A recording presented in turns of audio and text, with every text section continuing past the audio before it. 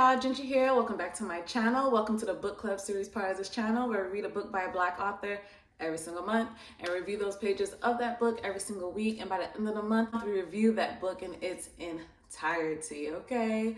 Welcome back. I'm excited to get to this month's book of the month for April. Happy Easter, Ramadan, Passover, all that good stuff. And what a time to be alive, okay? I'm not Muslim, but I am fasting for the month of Ramadan, and I do celebrate Easter as well, okay? And I'm going strong, and I'm feeling good, and I'm feeling great. And I'm really excited to discuss this month's book of the month. First, honorable mention, the bookstore that I went to in Atlanta not too long ago. That's where I got this book from, the book that I'm about to introduce you to. It's called For Keeps Bookstore, and special shout out to the owner because the owner is the sweetest person of life. I'll put her bookstore information down in the description box below. I had a great experience, beautiful location, beautiful bookstore.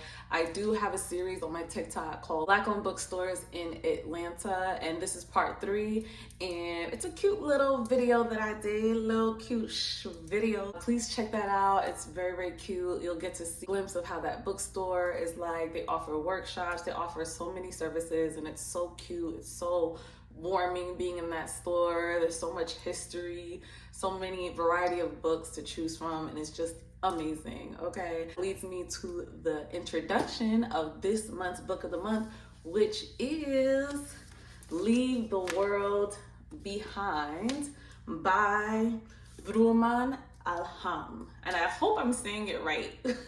I hate to butcher people's names, okay? I seen it, and obviously I was enticed by the title, Leave the World Behind, because at this point in life, I don't know if I speak for all of us, but child, we could leave this world behind because it's getting ghetto, okay? Well, all jokes aside, the title did draw me in. I try not to read anything. When it comes to books, I really want to capture an authentic reaction when it comes to reading inside and looking at the author at the same time and reading the back of the book. But I did glimpse at it a little bit because there were so many books to choose from, and I did have an idea of what book that I wanted to read for this month, but I'm going to save it for next month. It's a very popular book that's going around and it's cute or whatever, and I can't wait to read that one.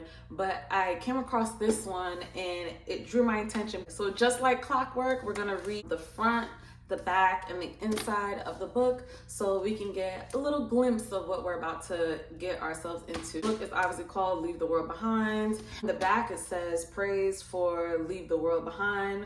Ruhaan leaves the world behind in its canny Trojan horse of a novel, and it's also a Pandora's box. Like the family at its center, we are utterly seduced by the bounty of this world. Somebody else said, Leave the World Behind is so many things. It's funny, sharp, insightful about modern race and parenthood and home, but at its core, it's a story of a shape apocalypse, a steady look at humanity in the moment it tumbles from a great height. I have not been this profoundly unnerved by science fiction novel since Girls Never Let Me Go. I don't know if I pronounced that right, but if you guys read that book, then I guess it compares to that one. And this is by Carmen Maria. Sounds like a good book, okay? So I'm excited. I'm gonna read the inside. Of course, my trip to the bookstore, I couldn't help but get this cute bookmark that the owner was so kind enough to include in this book for me. So shout out to her. And on the inside it says, in the confined space of a single home, this remarkable novel takes on some of the hardest questions of our time about class, race, and who we become in moments of growing uncertainty. In every eloquent scene, Alam reveals something new about being a family means in the 21st century. Okay, so now this is a little introduction to what sorry, I'm like touching my nose because this is a clip-on and it keeps coming out and I don't want it to like slip out while I'm reading. Okay, so this says, Amanda and Clay head out to a remote corner of Long Island, expecting a vacation, a quiet reprieve from life in New York City. Quality time with their teenage son and daughter, and a taste of good life in the luxurious home they've rented for the week. But with a late night knock on the door, the spell is broken. Ruth and GH, an older couple who claim to own the home, have arrived there in a panic. These strangers say that a sudden blackout has swept New York, and with nowhere else to turn, they come to this country in search of shelter. Oh, it sounds messy already. But with the TV and internet down and no cell phone service, the facts are unknowable. Should Amanda and Clay trust this intruding couple and vice versa? Absolutely not. What has happened back in New York? Is the vacation home isolated from civilization truly a safe space for their families? And are they safe from one another? These are good questions, okay? Suspenseful and provocative, Rumaan Alam's third novel is keenly attuned to the complexities of parenthood, race, and class. Leave the World Behind explores how our closest bonds are reshaped and unexpected new one forged in moments of crisis. This sounds like a thriller, low-key. I didn't read that much into it. I just seen Long Island and I was like, oh, relatable. Okay, so we have a look of the author. This is how the author looks like. Nice and handsome. And I'll read a little inside scoop of what he's about. It says, Rumaan Alam is the author of the novels Rich and Pretty and That Kind of a Mother. His writing has appeared in New York Times, in The New Republic, New York Magazine, Wall Street Journal, Book Forum, The New Yorker, and elsewhere. He studied at Oberlin College and lives in Brooklyn, New York. Shout out to New York. Shout out to New York.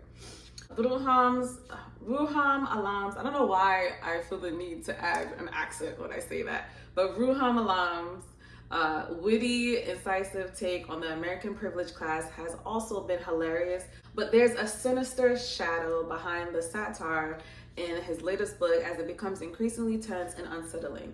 Alam has achieved a rare feat, a comic novel that is also genuinely terrifying.